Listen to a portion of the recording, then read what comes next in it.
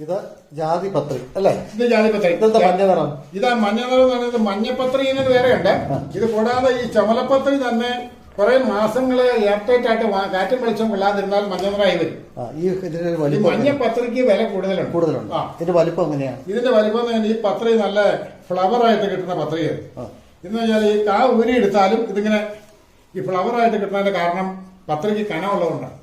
ഈ പത്രിക്കനം ഉള്ളതിനാണ് വില കൂടുതൽ കിട്ടുന്നത്. ഈ പത്രി എന്തോരം കനമുണ്ട്? ഇതൊരു 300-325 പത്രിക്ക് ഒരു കിലോ വരും.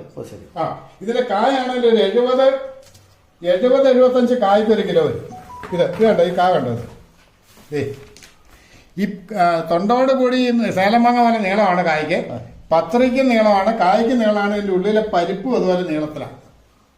ഇത് മൾട്ടി റൂട്ട് ലോങ് നമുക്ക് കേരളത്തിൽ കിട്ടാൻ നല്ലൊരു വെറൈറ്റിയാണ്. ഇതിന്റെ മൾട്ടി റൂട്ടിന് ഉള്ള ഗുണമെന്ന് ആദ്യം പറഞ്ഞല്ലോ, തൈവേര് കൂടുതലുണ്ട്.